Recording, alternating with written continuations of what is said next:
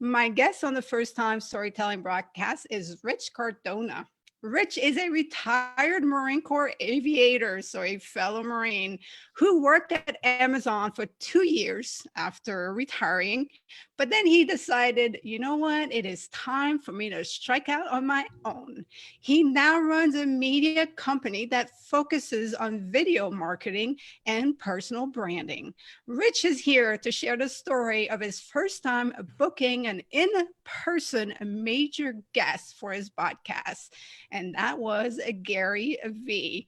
All right, Rich, welcome to the First Time Storytelling broadcast. Thank you for having me. And we're a little bit tardy, and I'm going to own that for everyone. I had an opportunity to get a haircut, so I jumped on it, and I was like, and I'm so sorry. Please just if I could be 5 minutes late. So here we are. But thank you for the opportunity to share stories. You know, I love storytelling. I know you love storytelling. So we're here, and I'll do the best I can to give you all the information. Yeah, I definitely can't hate on you for wanting to get a haircut. I know when I was finally able to go to the hairdresser, you feel it was a money-making moment to walk out of there. So, all right, let's start this a little bit at the beginning before we get to the piece of resistance. And I will definitely be taking notes because I aim on having Gary Vee on the show at some point. So let's start with what got you started with podcasting in the first place. So I was at Amazon, like you mentioned. I was really unhappy. So I guess this really starts with how I even discovered him. And I was living in Austin, Texas. I was working crazy hours, and I just I was on social media, and not the same way I am now. Like, I was consuming. I'm creating now more than anything. I'm hardly consuming. And I was consuming because I just needed distractions, and I was bored. I wasn't, I would just do nothing. I just didn't want to think. So I came across Gary Vee on, I think it was Facebook. And like many people do, in the beginning, I was just like, who the hell is this dude? I was like, this is ridiculous. I've never really seen anyone talk like that. And I just thought his comfort level with his audience and the way he presented was so over the top. And then as you get to know him, you realize like it's not for the audience. It's literally just capturing how he is day to day, and he shares his messages. So like others do as well, once you get turned on, you're like, okay. And then you start binging some of that stuff. And I was like, wow, this guy's really, really special. So that was, and I told him this, that was like the beginning of me thinking to myself, like, I'm out of here. I'm going to walk away from this, because he talks about happiness so much. He talks about regret and so many of these things. And I just looked at my situation, and it didn't matter if it was good money and a good brand or anything like that. I was freaking miserable. So what I did, and this was kind of like how I started strategically making connections. And when it came to podcasting, the same thing, just been, okay, who's around him? Because he's not accessible. I mean, he is, but he isn't. So who's accessible? Who can I talk to around him? So I started introducing to myself to some people at VaynerMedia. And then I met Claude Silver, his chief heart officer. We became quick friends. And I mean, we never talked about Gary or anything like that. And very soon after meeting her, like, I was just like, I could never ask her for a favor in that department. If she happened to offer at some point, that's one thing, but I will never ask her. But so, you already, sorry, we kind of skipped. You already had the podcast, or you hadn't even started the podcast? No, I didn't have a podcast. I didn't start a podcast until I didn't have a podcast until I quit. So, just kind of fast forward a little bit, I was putting myself, I swear I was listening every single day on the way to work to this one rant he had about it doesn't matter what they think. And he's in Austin on this rant, but I would listen to it and watch it all the time on the way to work. He's like, it doesn't matter what they think. And it just this crazy epic. Go ahead. I'm just curious, because we have the same background. Mm-hmm. So how did that conflict or connect with what you learned in the Marine Corps and what, your mentality was? Our our mentality in the Marine Corps is like, you don't quit. We have a job to do. Mission first. People always like, we're very used to putting ourselves last, right? Like you know the deal. Like, hey, you got orders to wherever. Like, but I don't want, like, it doesn't matter. So you're used to that. And then, if you've had the benefit of serving with amazing people, then and having exceptional leaders, then that's what matters. But I did not have any of that in this situation. And as someone who retired early, I kind of adopted this phrase, like, Act 2 is about you. And I didn't adopt that till after I quit Amazon, but I was like, that's it. I'm going all in on me.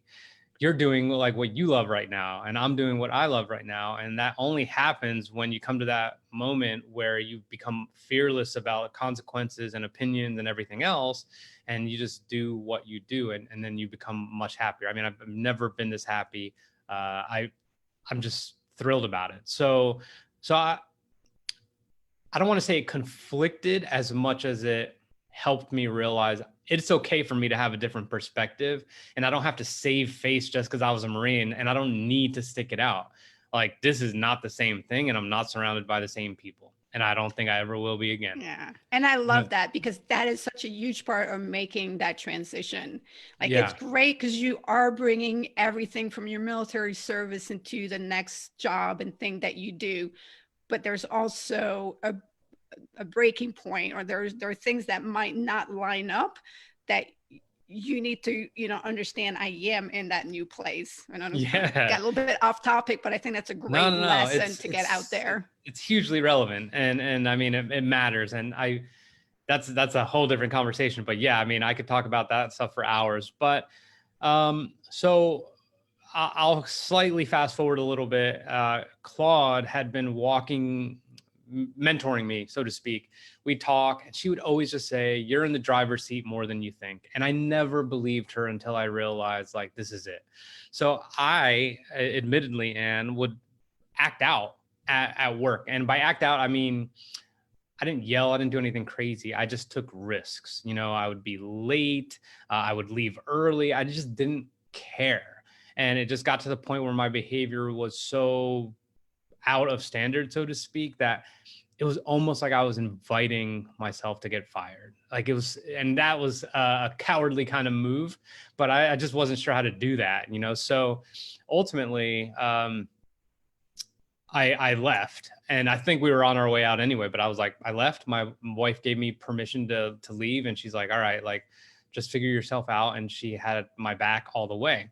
So we moved into her parents' basement in Virginia, from Austin, Texas, a huge house into a basement. And that's when I started consuming more. And that's when I realized I wanted to start interviewing other entrepreneurs. And that's how a podcast came about. Now, I've had 2 different podcasts, and now I have my one that is sticking. But the first one was called a Bubble Wrap Podcast. Bubble wrap because I like to unwrap people. It was like, what's underneath the bubble wrap? I mean, the graphic was horrible, and I was just interviewing other entrepreneurs from Gary Vee's First in Line thing on Facebook. So that was that. And then another one was called Flashpoint, which I actually really love, but a lot of people didn't understand it, and then whatever. So here's how the rest of this really unfolds. I was in that basement. I didn't have a job, and I was thinking to myself, like, I don't want to just go back into something. I had a friend who was at Target, and he's a senior person at Target. He's like, dude, we could bring you, how would you like living in Savannah, Georgia? And I was like, I mean, this is like right after we got there. And I was so lucky that I was like, nah, like, I like Savannah a lot, and Target's a good company and whatever. But I was just like, then why did I quit if I'm just going to go right back to the same thing? So I started looking into camera work. I started really becoming fascinated with vlogs, obviously Gary Vee style. And then I saw that he was going to be a speaker at this conference called Relentless in Los Angeles. And it was a real estate conference by this guy named Danny Morell. And he's a big realtor out there, and he's got a huge following. So I go out to this thing. You're and I not a got tickets. realtor. Yeah, I'm not a realtor. I got tickets. I mean, like hotel, flight, like all this. And what I did was I bought the VIP pass, which gave you a meet and greet with Gary. So I sat through this conference and I'm just like, this is just, I don't need to be here. Everyone's super flashy. I felt so out of place and I didn't care about what everyone was talking about. The good news, Anne, is that I happened to be at a table very close to the stage and right next to a microphone. And I had been watching enough to know that Q&A is very important to Gary Vee. So I I'm thrilled. I'm sitting there and then he comes out. And it's like exactly what you'd think. Everyone is going crazy and he's in his t-shirt, jeans, and he's just talks about everything. He actually made fun of the fact that realtors spend so much time worrying about how they look and looking so sharp that they don't put that money into this, this, and this. And it was just, I don't even think Gary prepares for his keynotes sometimes. It's just crazy because he could just say whatever he has to say at that moment and it usually applies.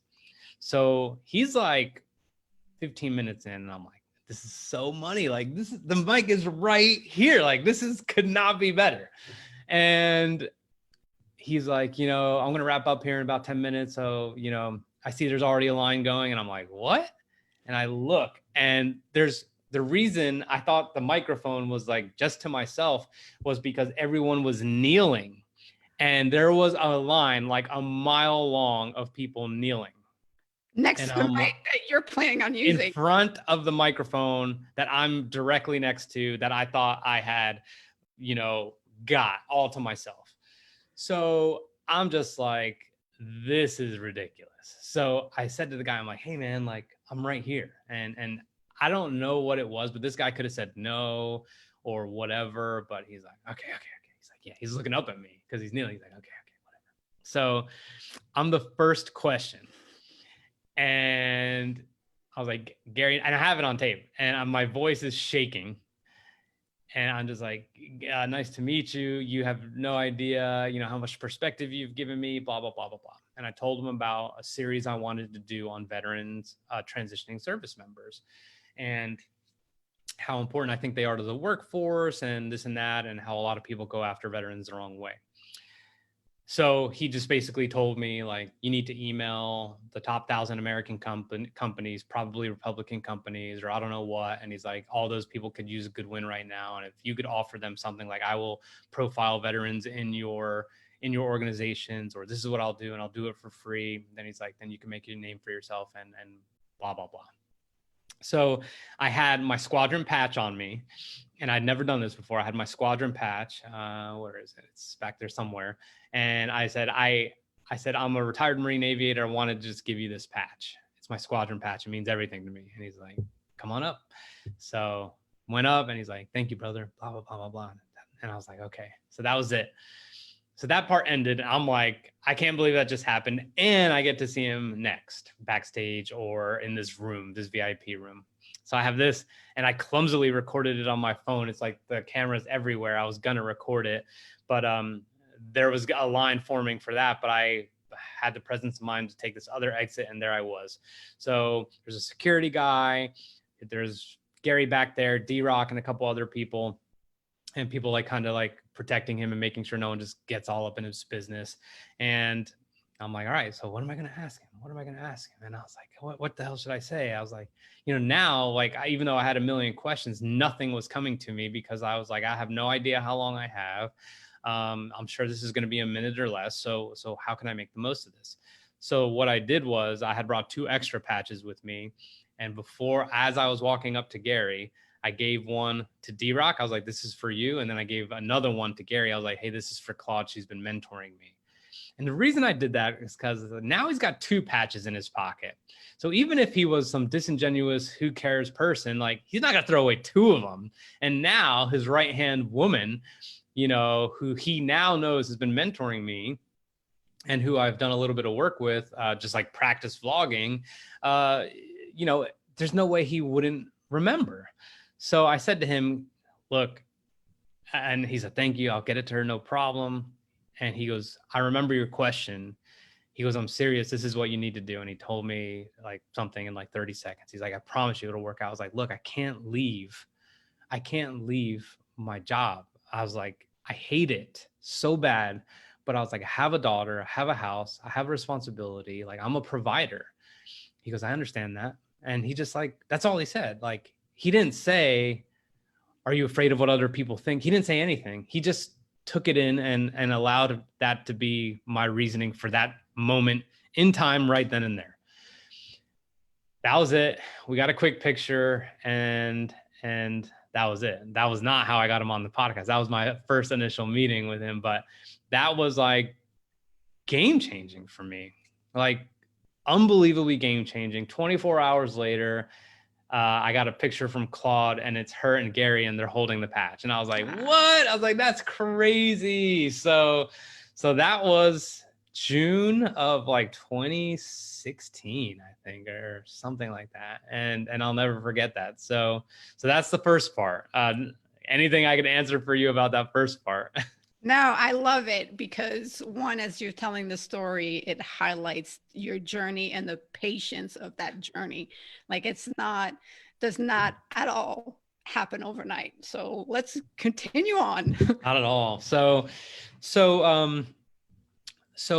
once we were in Virginia, I really, really, really wanted to pay Claude back so hard for just being there for me in a huge, like just a largely pivotal moment in my life. And, I mean, after service, it's super disorienting. I mean, you just never know what to expect. And I would argue that, and I now say this all the time, but your first job offer does not mean your transition. Your first job does not mean you transition. Your second job doesn't mean you transition. You have a lot to figure out. And I think that relief that we get when we transition, when we get that paycheck, or we actually find out that people want us, feels good. But I had her help to help me shift a lot of that perspective, and his.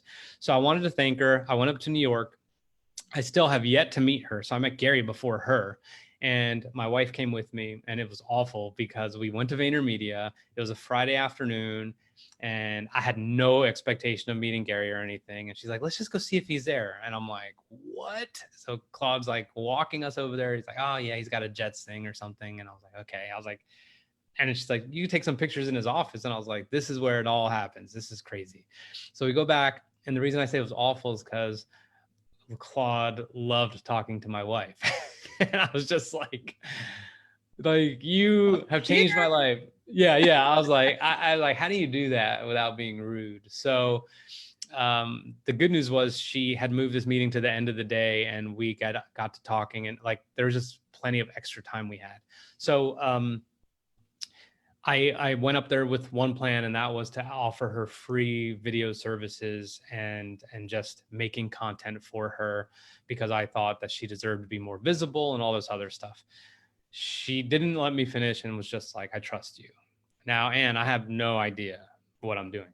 I have like a bunch of cameras that I bought. I was incurring debt because I was just wanted gear, and I didn't know what I was doing, but she said yes. So from that point on, I would go up the 7-hour drive up to New York and spend a couple hours with her, get some footage, and go home. And I was just making sure I paid her back as good as I could, and as good as possible. And ultimately, we just became friends. It was no longer a kind of mentor relationship. So then comes, I think, October. So now it's like October 2016 or now it's like 2018, I think. Yeah, I was no longer working, October 2018. And I go to Los Angeles again for this conference called Vid Summit, again to see Gary. And this time I'm going, and I have his new Clouds and Dirt, or this is Gary Vee wants the Clouds and Dirt K-Swiss sneakers that he had. I had been making videos for K-Swiss and him. I was just like tapping into my creativity and trying to get noticed. And after that meeting with him, by the way, when I saw him at that real estate conference, I would tweet. I was on a night shift. So every morning around 5 something, he'd just write good morning on Twitter. And I'd be like, I'd just write him a message. I'm like, I'm just trying to stay top of mind, somehow, some way.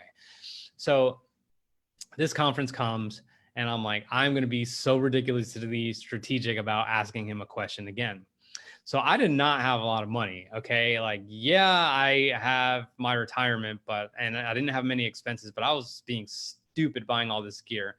So I was like, let me save some money, a little bit of money, and put some money aside so I could do something unique for him. So that way I could ask him if I could interview him or spend time with him. So I donated $1,000 to his favorite charity.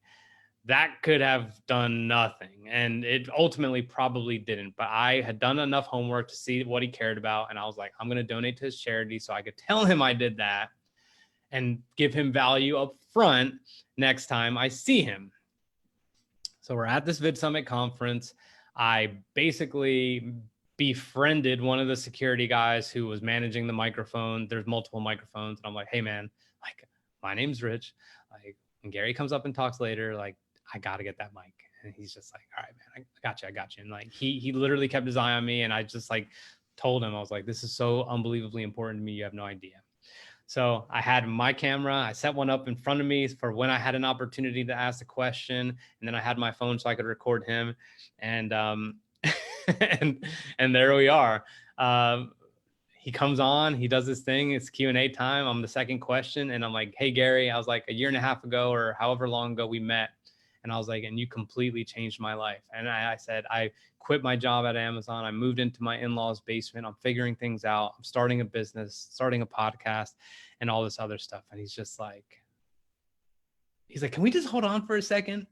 He says to everybody, he goes, you have no idea how happy that makes me. He's like, right here, he's like, you have no, this is humility. He's like, you're a 38-year-old, retired Marine doing this. And we just went back and forth for, I feel like it was like 10 minutes. And everyone at Vid Summit afterwards was like, dude, that was amazing. So we're just having this thing back and forth.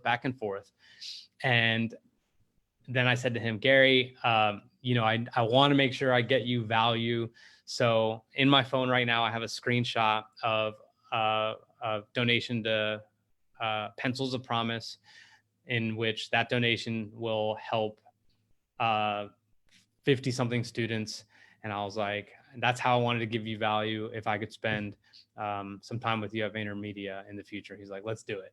And I was like, holy crap. Everyone started cheering. And then everyone after me is like, Gary, can I get some time? And he's like, I already did it. He's like, I already said yes to the first guy. So I was so lucky. So lucky. And you made all that luck. That's not luck. That's straight up. I mean, you were strategic, you planned, you knew your target, you knew your audience, you knew it, somebody could, that's not luck. It was crazy. So, and it's brave and it's bravery, because one of the key things why people never get what they want is because they never ask for it. Correct. So it's, how many people were in that audience? Thousands, a lot of people, right? And you're on the spot, and you're talking to someone that changed your life. That in itself makes you super nervous, but you still verbalize everything you need to say. You still express yourself, and you did it. You had the ask. Yeah, you're right. And I will say this, like you mentioned it, obviously it stuck to you that I wanted to thank him for changing my life. So you can't fake that, right? Like you can't just want to meet someone just because, the whole goal is not proximity to a celebrity or popularity. The goal is to try and explain that I was going somewhere I never wanted to go. And he was like a bolt of lightning that just appeared on my Facebook feed. And then everything changed within a matter of 2 years. So, and the funny thing was, a lot of people I met because of that are still friends with me now. So they knew me when I didn't even know how to create content. And I just was trying to thank Gary Vee. And now they're just like, dude, you've come so far. It's ridiculous. And now my business is crazy. And my very first client came as a result of that. He was a retired Navy guy. And he went to this, I was in another room after that at a workshop, taps me on the shoulder, and he coins me, gives me a challenge coin. We meet and talk. And then ultimately he's my first client. And it was ridiculous. He added on services and added on services. So it was crazy, all because of that. So then comes the day I go to New York. I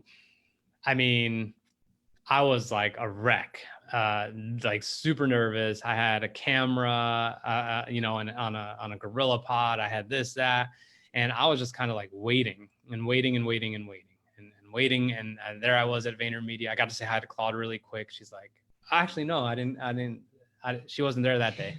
Yeah, and So that's another thing that I want to mention. You never leverage that contact. Like you respected her so much and the relationship that you had with her. You never put her in a position where she would have had to made a decision between your friendship or yeah, like it's weird because she was really proud of how I went about it, and I think that's like literally how she is by design. Like she just doesn't try and make that happen. Like if I said I just started a veteran nonprofit and blah blah blah blah blah, you know, can you just drop something in his ear? Like it's just, she gets asked that all the time anyway, so it's like it would be even worse coming from me. So there I was in the lobby and I'm just like, okay. And then finally they're like, all right, Rich, he's ready. And then I'm like, and like I had my backpack and then camera here and I just screwed it all up. So I go in there, I put my camera on that. My camera wouldn't stand up. So I just laid it down and I got my iPhone and I just started recording that way. And he's like, hey man, I'm super pressed for time. He's like, but thank you so much for coming. He's like, how can I help you?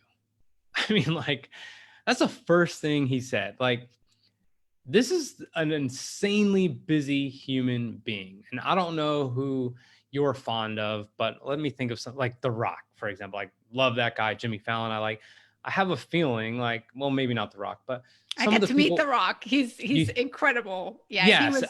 he was training with a friend of mine when he was filming G.I. Joe in New Orleans. And so my friend was like, hey, be at the gym and I'll introduce you. And he'd given The Rock obviously a heads up. And when The Rock came up, he put his hand out. He was like, Dwayne Johnson. And I'm like, yeah, I know who you are. God, no way. And we talked and it was the same thing. Like I didn't want to impede on it in his, you know, on his time and his generosity. And I was like, do you mind taking a picture? And he's like, yeah, sure. So put his arm around me. We took a picture and, you know, it's the same thing.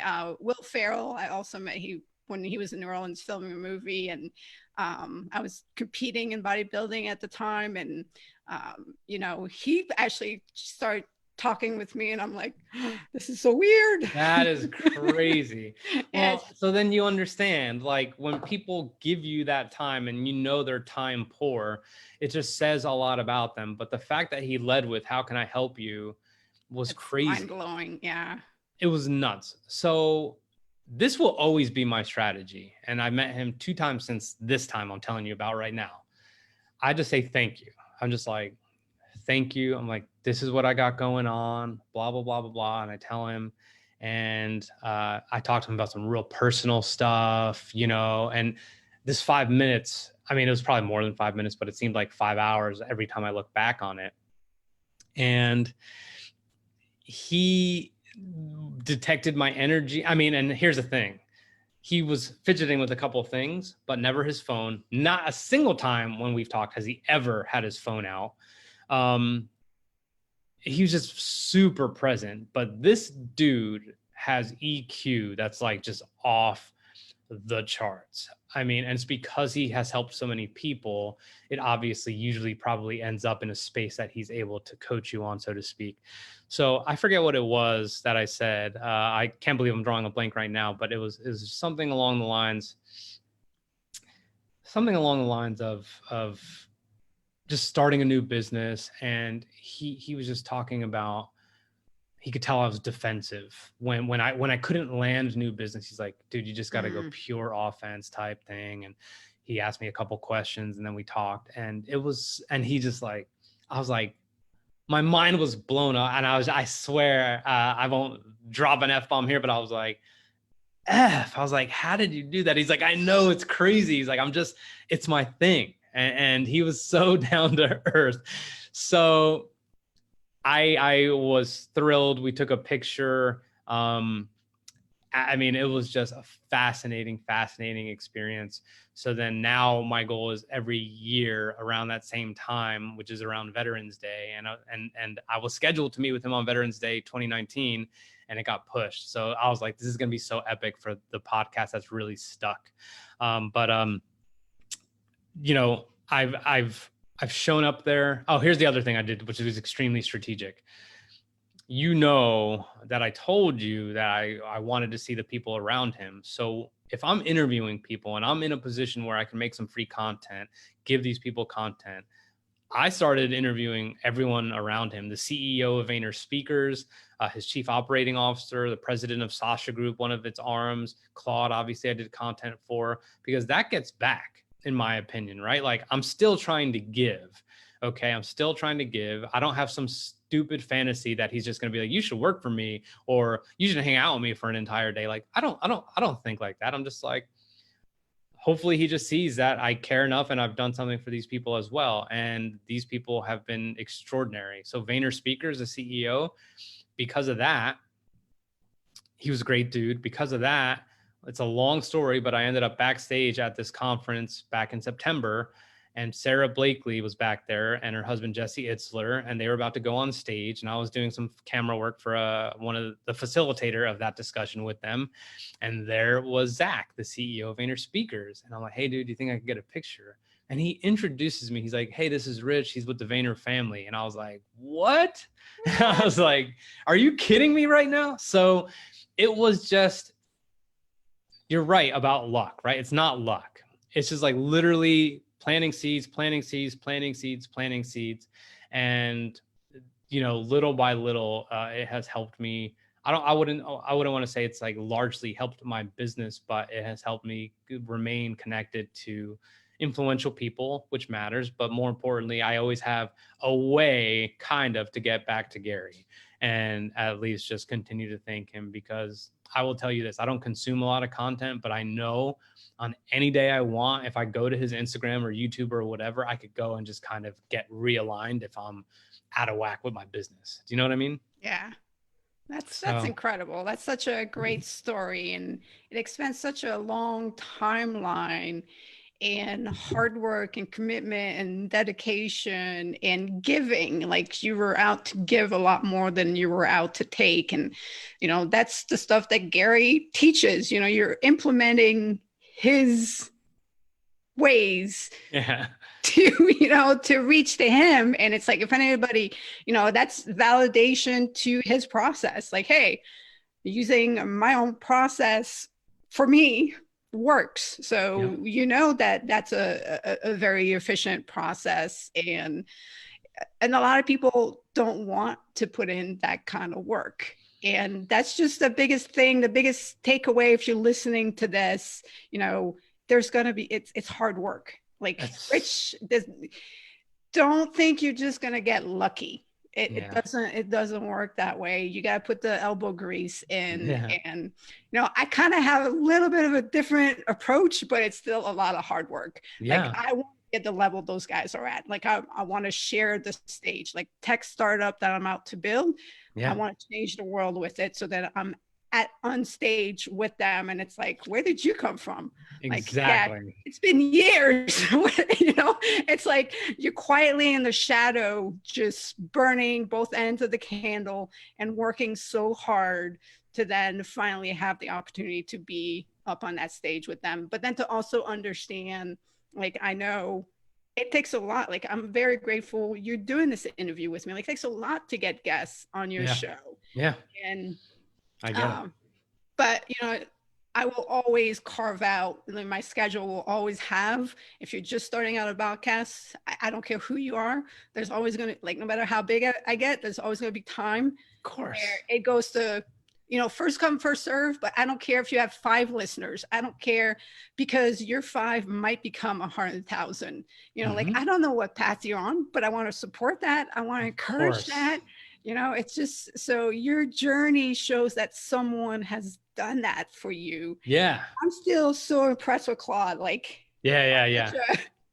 That might have that. You should have her on yours. She's got stories galore. So that's a whole other blessing in of itself. So just remind me. I will make an introduction, and I would love that. She's got stories galore, and I think it'd be really, really fun. Only imagine. I want to make a point really quick though. So you triggered something in my mind. So if I truly and sincerely want to show that I'm thankful and just still have an opportunity to see them from time to time, that is a very indirect way of putting the pressure on myself to not stop. I never want to be in a position where I see him or any one of these people that I've interviewed and just be like, oh yeah, like I gave up on the business or whatever. Like, it's actually a motivator, because if I am telling you that I aspire to be something like you or put in the type of effort that you have, then I need to show it. So it's just like, cool. Like, it's the best balance, check and balance, because you're just like, well, I have to practice what I preach. And it doesn't mean I would do it unhappily, of course. It just means, do I have the follow through? Am I doing what I say I'm going to do? And will I continue to do it even when I think it's a dead end, or that no one cares? Yeah. Or that there's no listeners, or that there, whatever it is. So it's a good motivator. Yeah. And that's also a good point, because, and Gary says this, and I love how one of the things that I love hearing about is like, you will not outwork me. Like, he is, he's top of his game, of a game. I don't think his game, like he still has a much bigger vision for what he wants to accomplish and achieve. And he's still putting in all the hard work. So if you're just starting out and you think you don't have to put in any hard work, it doesn't add up. And it is hard to put in really good content together and nobody sees it. Nobody hears it. Yes. Nobody. That can be really discouraging. And it can be like, well, what is the point? And then you start comparing, like, it's a huge head game happening. And you need to have the right voices talking back to you. 100%. So let Rich and I be one of those voices to tell you, like, keep going. And content, you can always bring it back, find different ways. I think that's one of the things from a long time ago, where I thought one time and the content's dead. It's like, no, bring it back to live. Reuse it. So I see your content comes out, and that you're very good at doing that. So I know that you have a client you have to get ready for. So I'm very lucky. I'm gonna have to record the first time lightning round with you at another time to get this up on the podcast. I want to make sure that we play. But I know you got to get going. So get ready for your client. But I really appreciate you coming on and sharing that story, and that I get to learn all of this about you. Thank you. I've never, and the good thing is I've never. I mean, I swear on my 5-month-old, I've never shared that story from A to Z like that. Like, I mean, it's crazy. So it'll be good, because I need to make like a YouTube video about it and just like show all the snips where I met him, and like it'll be cool. But thank you for giving me the opportunity to tell it. And please don't forget to get in touch with me right after, so we can set you up with Claude. I think it'll be awesome. I absolutely will. And thank you. I can't tell you what that means to me when somebody says, it's the first time I fully shared that story. I had somebody share the death of his father for the first time. Like, he had only shared it with close family members, and he chose the show to do that. And I ended up crying. I was just in tears, but it's like, that's such a privilege. Like, it gives me chills. It's a privilege that somebody gifted me with. So thank you, Rich, for doing that. Thank you. I'll be back in touch. All right. All right. Bye. Bye.